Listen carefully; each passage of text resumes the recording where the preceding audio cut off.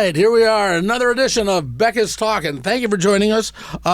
This is Carolyn Snell. I've known her forever. There's a great story behind this. But before we get to that, I have to talk about our sponsor. We have a sponsor for the podcast, and it's Simcoe. Simcoe Heating and Air Conditioning. Now, I've known Steve for years.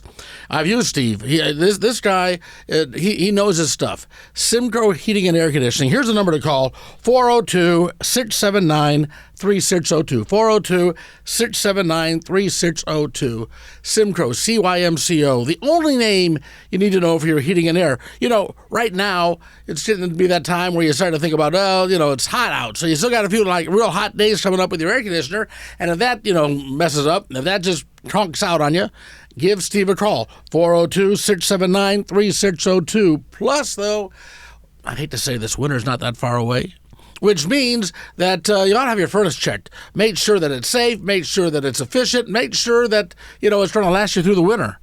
402-679-3602. Simcoe Heating and Air Conditioning. The only name you need to know.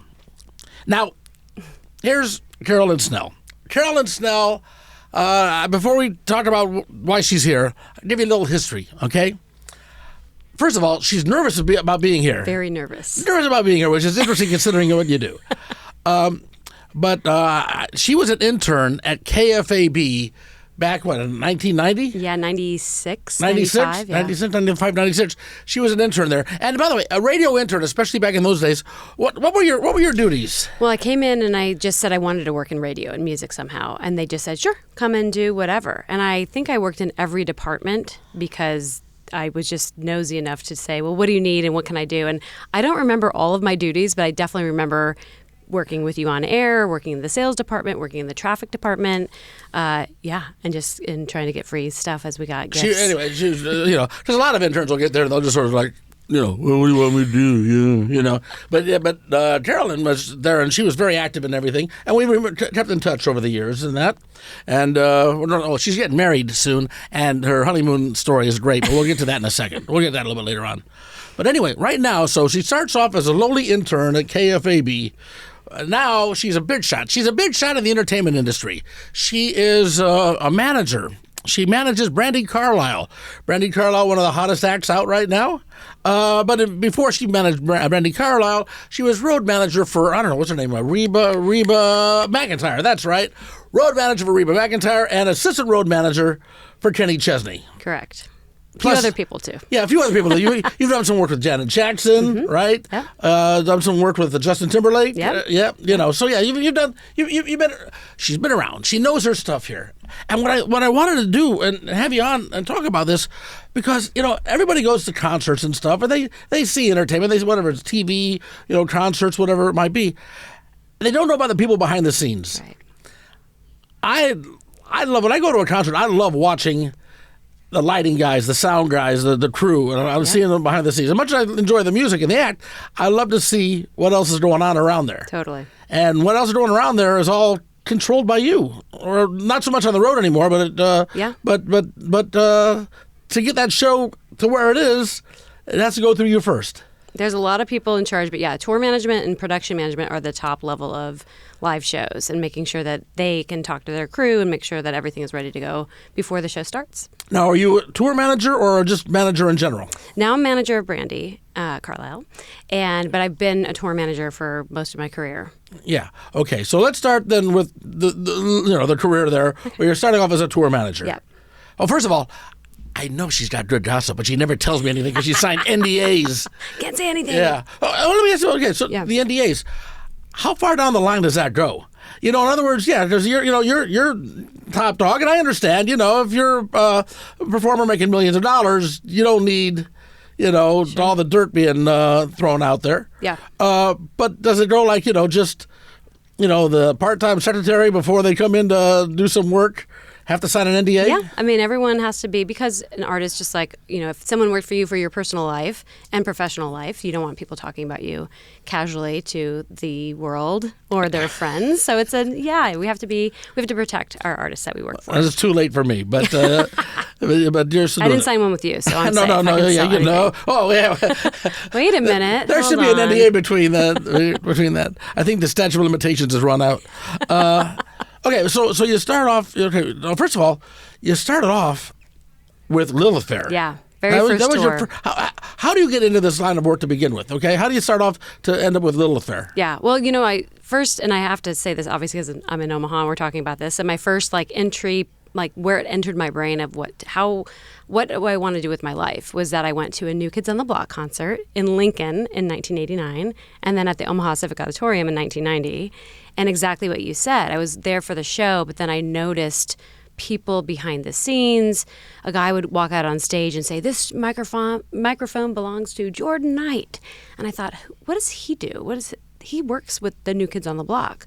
That's what I want to do. So it started off as literally, I want to work with the New Kids on the Block, which eventually I did do. That's my other story down the line. But it was how do I get into music? How do I get into touring? And at the time, and this is 80s, 90s, all I knew was radio. That was the only music idea that I had in my brain. So that's why I went to school in Boston at Emerson College to study public relations, but interning in radio. So I interned at KGOR and KFAB here. And then I interned in Boston at WKLB. And that's how I first started getting involved with just music in general. And then right before I was graduating, I was thinking, I want to go on the road. I don't know how to do it. And funny enough, somebody who used to work at KGOR had said to me, you can either get in, a good way for you to get in is either through merchandise or corporate sponsorship. And that was just a word I'd never heard of, a world I didn't know about. But I did some research. And by research, I mean in the library, because the internet was just fresh, right? And I found out, okay, there's sponsors on tours. So I literally went to Borders Books and I opened up Billboard magazine and looked for tours and found a few that had sponsorships and just started cold calling companies. And it was funny now looking back because my calls were, "Hello, I'm 21, I'm female, I have no experience, will you hire me for your tour?" And got laughed at, except one company said, "Yeah, come out." So it was an advertising agency based in Florida, and their client was Biore Pore Strips. So if you remember, you put the thing on your nose and you ripped it off. It's a chick thing, yeah. It's a whole thing. And it's for guys too. And let me tell you what. Are you trying to tell me something? I'm not, that's another conversation. No, of course not. You have beautiful pores. Oh, yeah, whatever. But they were looking for people to go on the road on Lilith Fair and hand out pore strips and promote their product on this tour. And that was my first tour, which at the time I knew it was special, but I didn't really understand it because I hadn't gone to a show yet. And so when I first went out, it was literally, it is still, to me, the best tour I've ever been on, honestly. It was all female-fronted bands or artists. It was tons of women working behind the scenes and the crew. And I thought that was how touring was. That was probably the only time that I've been in that position until now, until with Brandi. But yeah, it was just a really special tour to be on. And the music was what I was listening to anyway at the time. Funny story, when you got us tickets to me and the other people, your family and all that, and the boyfriend you were dating at the time, got tickets to Lilith Fair, and we were right up front. Now, Lilith Fair, like you said, it was a female concert, right? So there were 8 guys and 20,000 women, right? The Dixie Chicks came on with the song, what was Goodbye, it? Earl. Goodbye, Earl, yeah. You know that line in there. And Earl had to die. And 20,000 women start cheering. And your boyfriend turns to me and says, "I think this is how Custer must have felt." Still funny. It was like water everywhere and not a drop to drink. I just look at all these women here. Oh well. Okay, so you started with Lilith Fair. You do that for a while. Lilith Fair ends. Then what happens? Then the thing that I learned on that tour, and then this is what I try to tell people that ask me for advice, is always keep in touch with everyone you meet. Doesn't matter what your job is, doesn't matter what their job is, because you'll eventually either cross paths again or they'll be able to help you get to the next step. So I stayed in touch with the director of marketing for Lilith Fair. The next year, she needed a replacement because she was having a baby, and so she needed someone to be the corporate sponsor coordinator on the tour. So I was actually the corporate sponsor coordinator on Lilith Fair in 1999. From there, I just continued to leapfrog and do other tours. So I worked with the Backstreet Boys. The sponsor was the Polaroid camera, the little iZone cameras that came out then. Yeah. I worked for Anger Management. The sponsor was Trojan Condoms. My parents were so proud of me during that tour. said, what did we pay for college for? For you to do what? But it was literally just getting to that next tour and the next sponsor. And so in 2002, I was looking for a country tour to go on because I'd never worked in country. I'd done pop and rock, and that was great, but I wanted to try country. And Kenny Chesney was doing his first headlining tour, and he was sponsored by the GM card. So I called the agency out of Detroit, and they hired me to go on the road, and I was his sponsor rep for GM card for a year. And that led to, again, same kind of thing, staying in touch with people. And at the end of the year, I talked to the tour manager, and at the time said, I know you need an assistant. We've worked together in this year. How about hiring me to be your assistant? And so I became the assistant tour manager the next year. Okay, since you mentioned Kenny Chesney, yes. And this, I don't think we're breaking any NDAs here.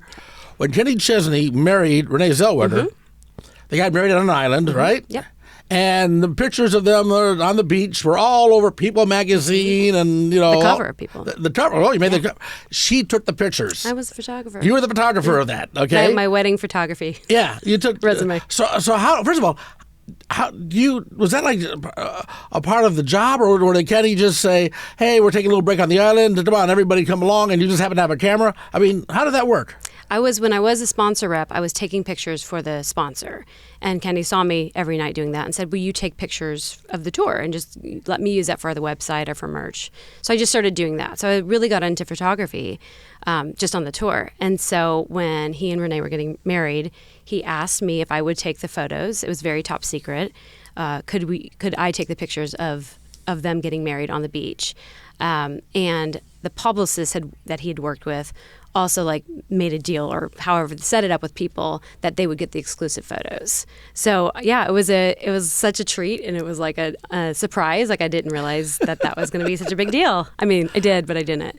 So yeah, so I could say that my wedding, my photography career is started and ended with People magazine cover. That's not bad. That's not a bad place to start. Exactly. Now, the magazines, those sound vaguely familiar. I know. I vaguely remember those. Well, we'll talk about the changes in the industry too over the years, because I know what it's like in broadcasting, so I only can imagine what it's like in your line of work. Right. So you knew Kenny Chesney for a few years as assistant road manager, and then Reba's next. Actually, it was John Mayer. So John Mayer. After Kenny, I really wanted to travel the world, because Kenny did U.S. and still does U.S. He doesn't go elsewhere because he can sell out stadiums. Why would you go to the rest of the world? Yeah.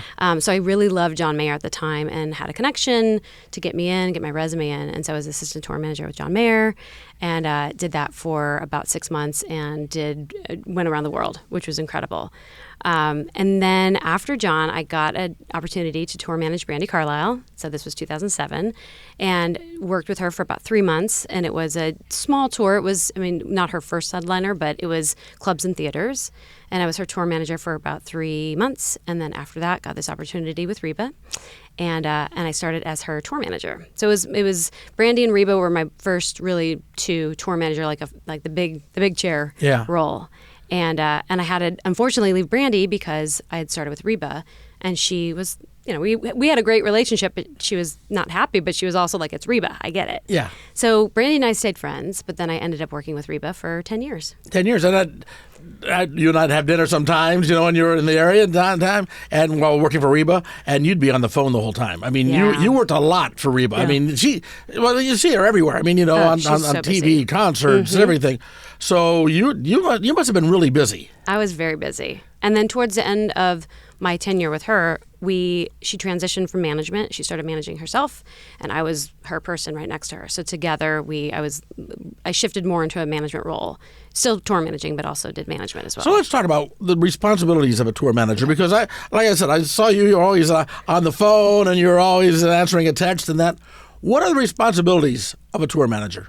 Tour managers are in charge of getting the band and the crew and the artist to a venue, and when they're in a venue, making sure they get to where they need to be. So basically everything that is up until the stage. So tour manager would take care of flights, hotels, ground transportation, making sure the dressing rooms are ready, making sure people know what time they're supposed to be on stage. But once they get on stage, then literally my job at that point is done. I walk backstage, I watch a little bit of the show, but then I'm preparing the next day or that night what's happening next. And then the production manager or a stage manager will handle them when they're on stage. And then who takes the money? And then the tour manager, I will settle the show. That's what I so thought. I'll Yeah. get the check too. Yeah, you get the check too. Okay, so, and again, so we all have these images, I mean, I grew up, during the rock and roll era, right? The Stones, the Who, Led Zeppelin. Then you go into the hair bands and that, where everything was like a wild, wild party. You don't hear much about that anymore. Yeah. Is it because of all the NDAs, or I mean, is there not getting any specifics, but is that sort of stuff still going on? And part of the tour manager's job is to keep it quiet. I think that, people still have fun on the road, but it's not as, I don't think it's like that anymore. I'm sure there are some bands that partake that way, but I just think that people have fun, but they also know like there's a responsibility. If you're going to be on stage the next day, if you party the night before, it's going to be a rough day the next day. And I think especially artists really focus on taking care of their voice. So there's a lot of like vocal coaches and things that you're, especially right now, and I can obviously say this, but like Brandi and the twins, they are very conscious of their voices and their vocal cords. And so, drinking a lot of water. Not drinking alcohol, like just really like making that the priority because that's their job. And then of course there's days off. So people still have fun, but it's not in the way that I've seen pictures and remember stories from the past. I'm like, it's not like that anymore. Yeah, nobody's throwing TVs out of the hotel room windows, huh? But that's part of it also, I imagine, because there's just so much money in this now. Yeah. Because even like during the early days of rock and roll, there was money in it, but it wasn't like, what you see now. Right. My goodness, what the money that Taylor Swift's bringing in. Oh my gosh. I can't imagine. Yeah. Well, between touring and merch sales, it's and it's expensive. It's an expensive business to keep up. It's expensive tickets. Like all of the things are lots of money. What an average concert? Okay, we're not talking like a massive Taylor Swift stadium show, but like just a show that would come to the CHI Center, or what would be like an average, a rough ballpark figure of what it costs per show to put something like that on? You know what? I can't even answer that because it depends on production. It depends on, are you bringing your own lights, your video walls? Do you have dancers? Do you have like a full band? So it's hard to even guesstimate that because it really depends on what you're bringing in. And also some of the artists that come in, especially like CHI, they have opening acts. Like there's a different amount that you can spend. Are you traveling on buses versus a van versus private planes? Like so I can't give that answer. I'm sorry. The money split when there's like selling T-shirts and merchandise. Right. Does the artist get to keep all of that, or does the venue keep a percentage of it? How does that work? It's a per artist per deal. So most cases it's a split between venue versus artist. So if it's like an 80-20 split as an example, but either the artist will have to sell or the merch team will have to sell from the venue. So it kind of depends on what the deal is made with the promoter and the booking agent. Do the bands or the acts get any of the concessions? Do they get the beer and the pop money, or normally not? Normally that is a venue expense, which is why they're like a opening doors at 6:00 for a 7 or 7:30 show, so people have time to come in and buy the drinks. That's why there's always a built-in intermission, so there's time for people to go to the bathroom, grab a drink, grab a shirt, and that's how venues make money. Okay, so now you've done the road manager for Reba and everything. You went off on your own for a little bit. There was a boy band that you saw that you really liked. Yeah. And you said, boy, I got into this business starting off with boy bands. Yeah. I want to be a manager. And I think I can really break this band, and this band is really going to be big. Yep. The name of the band was? The Shadowboxers. The Shadowboxers. I couldn't remember the name of the band. Shadowboxers. And for a while there, they were really on a trajectory. Yeah. Yeah, they were. They were discovered. They'd been a band for a while before I even found them. And then they were discovered by Justin Timberlake on Twitter, or X now, I guess what it's called. And he started working with them as a mentor, and he signed them to an artist development deal under a company that he had formed. And so myself and another person that we had worked separately in 2 different jobs. I was with Reba, and she was working for a promoter. We together started managing them. And then they had an opportunity to go on the road with Justin on his tour. And I thought, you need an A-level tour manager to be with you on this tour because it's such a big deal.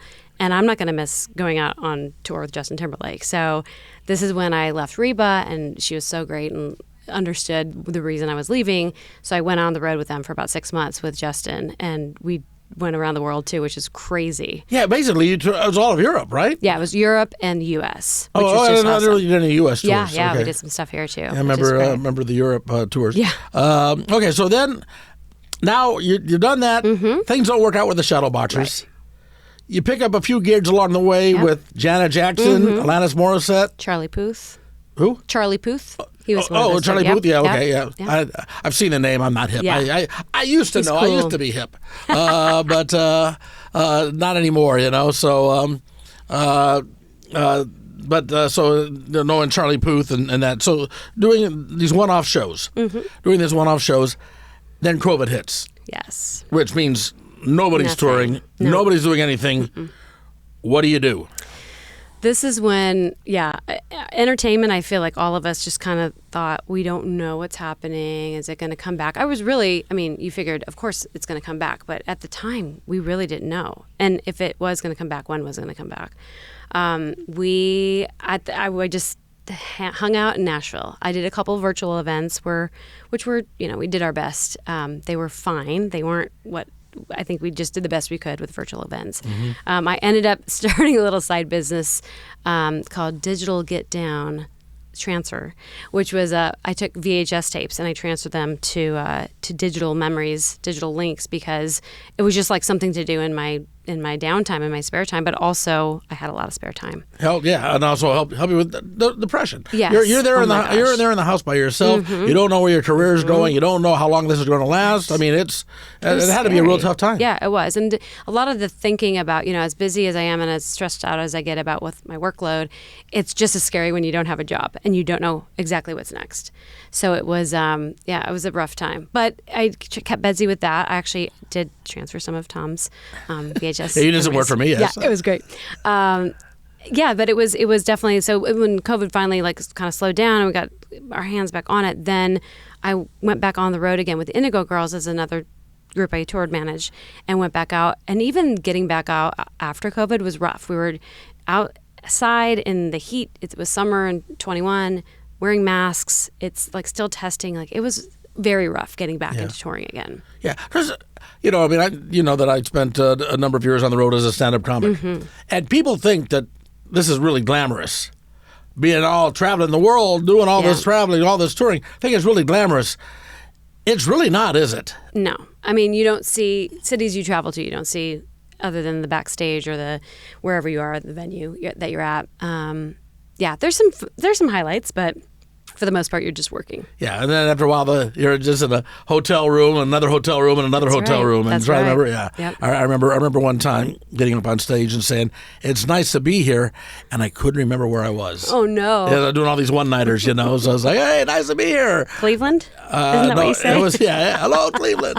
I did do that one time where I gave the wrong because there was a joke that I used to do that where the punchline was basically the opposing city, the opposing state, whatever. So here I might make fun and say Carter Lake or Council Bluffs or whatever.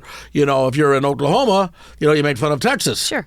But when you're in Texas, you don't make fun of Texas. No, you did not. That did not end well. That's enough about that. Okay, so now you're back on doing some work with Indigo Girls and that and doing that. Yep. And you get a phone call from an old friend. From Brandi, yeah. So Brandi Carlisle called me, and again, we had been friends since I had tour managed her. We did some work together from on the nonprofit sector. But she said, "Hey, I'm going to make a change in management, and I'm interested. Would you be interested in joining the team?" But at the time, I was so excited to be back on the road. I said, "No, thank you. I appreciate you, but no, thank you." And I explained why, and she's like, "No.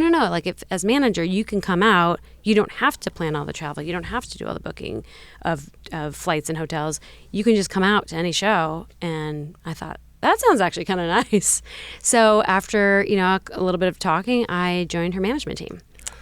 So as a manager, and now we're talking in a generic here. Sure. I'm not talking specifically about Brandi, but just what a manager does. Do you tell the artist, okay, you're going to do all this, we're going to do this, or does the artist tell you, we're going to do this, and you make it happen?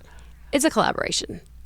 I present opportunities. So the main difference to me between tour management and management is tour managers literally focused on the tour. That's the one job. When the tour is done, when the show is done, you wrap it up in a bow, you're done for the day, you move to the next city. Management is you do all the things. You're above looking at everything. So from touring to music to if they have any sort of a deal with a clothing line, or if they are doing writing for a movie or if they're writing a book. It's literally everything to look at and keep an eye on. And I present opportunities to her. So like you mentioned, tour sponsorships. Yeah. Do you have to go out and you call these agencies now and say, hey, Brandi or the artist I'm working with is going out on tour. We'd like you to help sponsor the tour. Do you make those sales calls, or is that done by somebody else? Somebody else presents them to us. So there's actually somebody on our team that says we look for sponsorships for tours or for brands. We'll bring you either tour sponsorships or private show opportunities. So I'll get that, and then I'll bring it to Brandi and say, here's what we're looking at. Logistically, it works this way. Financially, it works this way. And then she gets to make a call whether or not she wants to do it. When you say on your team, and this is interesting, how big is a team for an artist? And I'm sure that like Taylor Swift and the Rolling Stones have got bigger teams than maybe a Brandi Carlisle or Reba McEntire might have. Not necessarily, because the thing is that it really depends. I mean, there's the bigger companies that have a bunch of people that are working for many artists that have digital teams and radio teams. There's also I think Taylor's all in house, so it's literally her manager, her publicist, everybody works directly for her. So it kind of depends on. Like her dad's the manager, isn't it? Yeah. I think there's also another person that works with him, I believe. I don't know all the innards. Yeah. I don't know if anyone knows all the innards of Taylor, but I'm fascinated about Travis knows. He knows. Maybe he doesn't. Okay, so now you're doing the manager, and you've been with Brandi for what, about 3 years? 3 years, yeah. Just celebrated 3 years in July. Yeah. And actually, for my 3rd year anniversary, I love dates and specific things. So 3rd year anniversary of working with Brandi, we were at Hyde Park in London, and she opened up for Stevie Nicks in front of 65,000 people. Biggest show that she had performed at ever. So it was a really nice moment to be like, all right, I've been here 3 years, and here we are.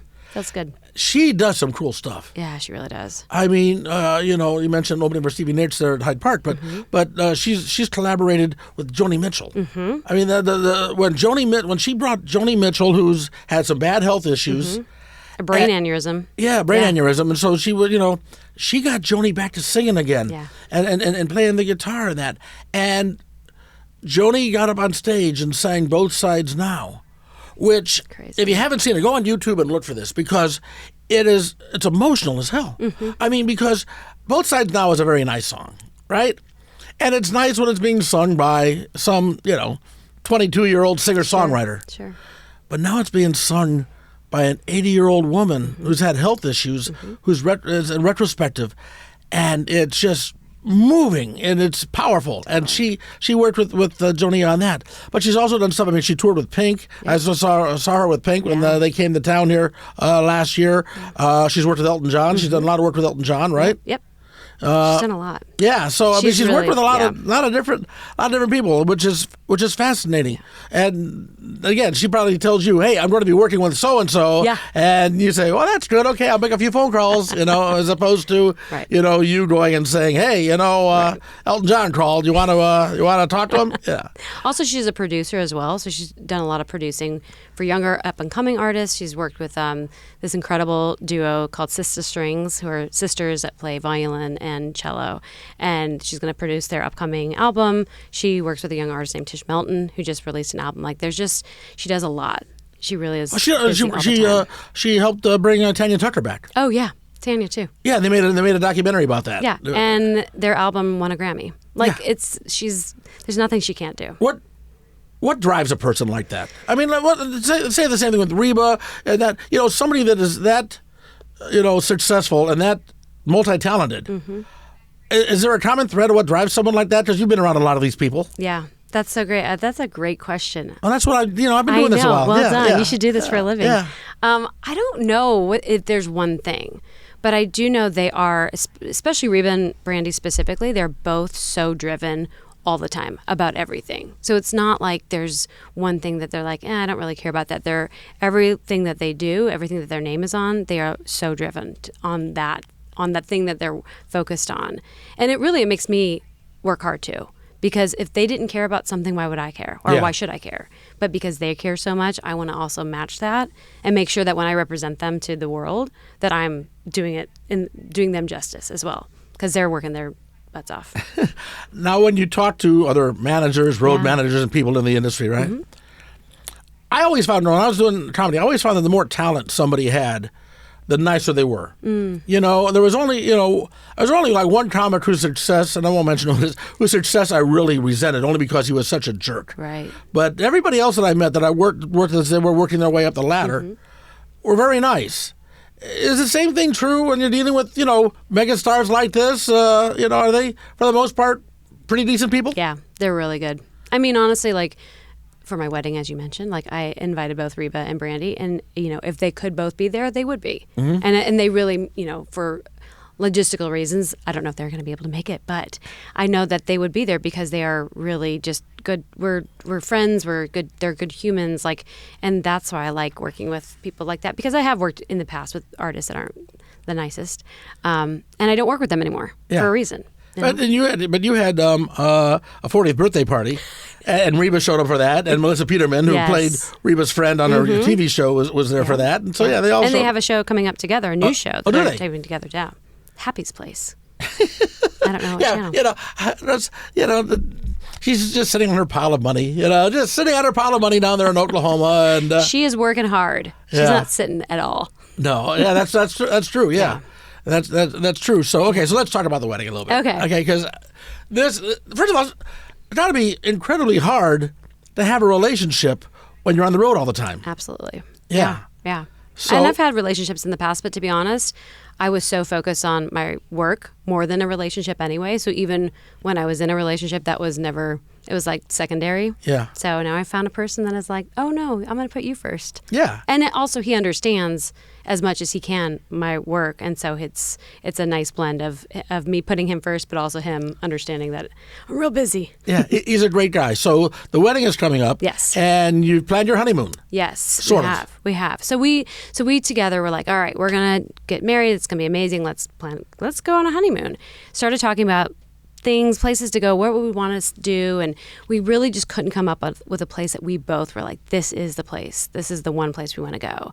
So we found this company online, and they said, if you fill out this questionnaire, we'll match you with a place that is based on your interests. So we went through, and there was a scale of 1 to 5. Do you like nature? Sure. 4. Do you like museums? 1 for me, 5 for him. He loves a museum. I'm like, I don't get me out of there. But just went through this whole thing. They said, where don't you want to go? When can you travel from? You have to fly out of a bigger city, but wait, we're open to whatever. So they send us an itinerary back 24 hours later, a proposal. And they say, okay, you're going to leave out of DC on September 24th. You're going to fly 10 hours. You're going for 8 days. There's 3 planned excursions, and then you'll come back on October 2nd. And the location we find out at the airport. So you don't know where you're going on your honeymoon? No. So everything from when we booked it to now, we're getting clues. They give us a travel, like a weather report and a packing list a week before. They give us clues about where we're going to go, but we have no idea. Where do you think it is? Man, there's some good. Well, if you follow me at Snellycat on Instagram, this is my plug. Oh yeah, you're a big social media person. Oh my gosh. Yeah. Also, I just started a TikTok, which is ridiculous because I feel like the 107-year-old person going, how do I do the TikTok? But I just started a TikTok account just for this because it's so fun. It's called Roman with my Homan because his last name is Homan. So ridiculous. But we're posting these clues. And so of all the clues we have, I want to say somewhere in the Mediterranean is my guess. But I actually don't know because some clues will come up and I'm like, I don't think that matches it. But it's fun. We're getting people to like give us their guesses, and we're making it like a fun little game out of it. And the company, I've been telling them, and they'll see this, I'm sure, is like this is what we do. This is how we can actually, just for our own sanity purposes, just to have fun with it. It just become a cool thing to do. And you end up in Gaza or Ukraine. They give you they said we're sending you to a safe area. Don't worry. And they're sending you not to somewhere expected. So that it won't be Rome, it won't be Paris, but maybe it's somewhere else, off the beaten path. So you're looking forward to that. It's going to be so fun. I think this has been fun because, first of all, I've known you forever. I know. And, this is a great lesson too. If somebody starting out on their career right now, one thing I learned too late in my career about the importance of networking. Yeah. That, because you're a great networker. everybody. And if you don't know somebody, you know somebody who knows them. Yeah. And therefore, because I've gotten a phone call a time or two from you saying, hey, Tom, can you hook me up with such and such? So, I got better in my later years, but in my early years, I just, I didn't do that much with it. But that's really important, isn't it? The networking. It is. And the thing is, too, is that no matter what your job is at the time, it doesn't matter. Like I said, it's you're going to meet that same person, or you're going to see that same person down the line, or you're going to be able to call that person. Had I known as an intern that we'd be sitting here today, I wouldn't have changed a thing, because here we are. Yeah, it is weird because, that you and I have kept in contact over the years. But that's more on you, I think, than on me. Oh, yeah, I stalked you. Yeah, well, and I made you be my friend, and here we are. Finally, I got my interview. Yeah. And you were nervous. That's the funny thing. You were nervous about doing this. I'm okay now. My hands are still a little sweaty. Yeah, you're nervous about doing this, You're which is so interesting considering, all the stuff that you've done, the people that you've dealt with. I mean, But they're in front of the camera. I'm behind the scenes. Yeah, but if I had to go to a Brandi Carlisle or Reba McEntire or Kenny Chesney to ask for a job, I'd be like, no, I mean, but this was a little nerve-wracking for you. Huh? It was. I don't enjoy this much, except for social media, because I can edit it. Turns out I really like filming and editing posts, but it's because I have control over it. This is like, I'm not looking this way because there's lights and a camera, so I'm just going to look this way. I was supposed to read an ad for Simcoe in the middle of the podcast, and I forgot. Are we going to edit this in? So, no, we're going to just keep going right now. There's no editing here. Right? If you need my help, I can edit. No, okay, we don't edit, Simcoe, they do the job right. I mess up, they do the job right. Give Steve a call. It's 402-679-3602 for your heating and air conditioning needs. Simcoe is the only name you need to know. Like I said, I've used him. I've referred him to friends, and they're all very satisfied with the job that he does. And prices very reasonable too. Sometimes the furnace goes out and the air conditioner goes out. You just get all tense and that. I promise you, Steve's going to treat you right. He's going to treat you right. So give him a call, 402-679-3602. Simcoe, the only name you need to know. So we pretty much covered a lot here. That's it. Okay.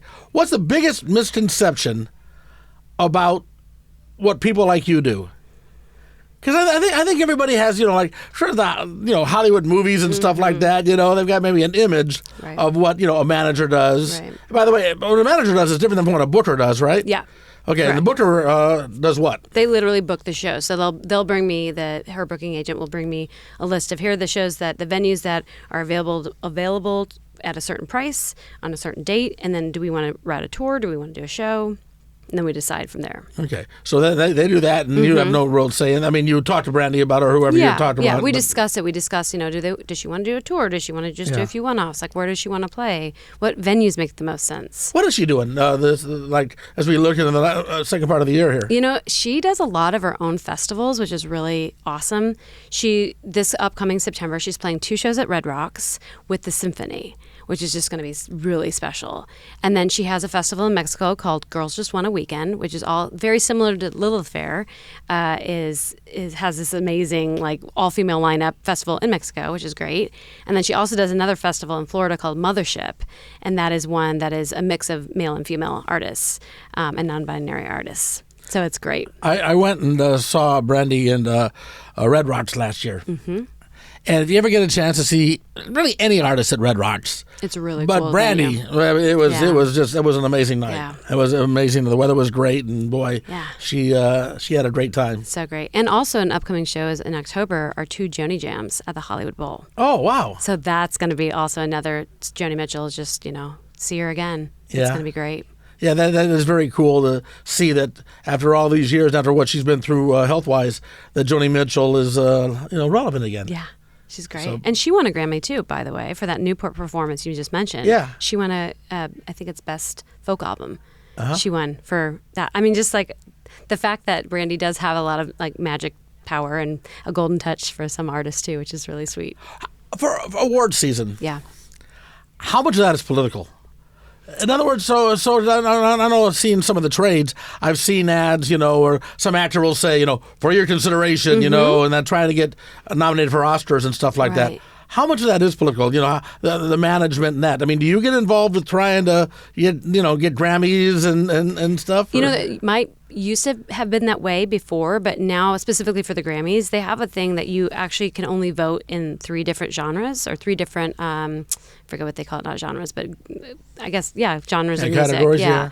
And so that way you're voting specifically in the thing that you're a part of or like you're an expert in. So it's not like in the past, I think they used to do like, you vote for me, I'll vote for you kind of a thing. But now they've really cut it back. So it's really people that are in the genre voting for who they know and what music they listen to. Cool. Well, I'm really looking forward to going to your wedding. Thanks. And I'm really looking forward to when this airs. And I really, as always, always cool talking to you and to your fiance Jim, who's a great guy. Thanks. So and then hopefully end up somewhere cool. I know. Hey, if not, we're going to be just married and in some random country, and we'll find a wine bar. We'll be fine. He'll want to go to all the museums. You won't. You'll start fighting. Divorce on the way back. Podcast is brought to you by Simcoe. The only name you need to know, 402-679-3602, 24 hours. Yeah, tell Steve I sent you, and give him a call for your heating and air conditioning needs.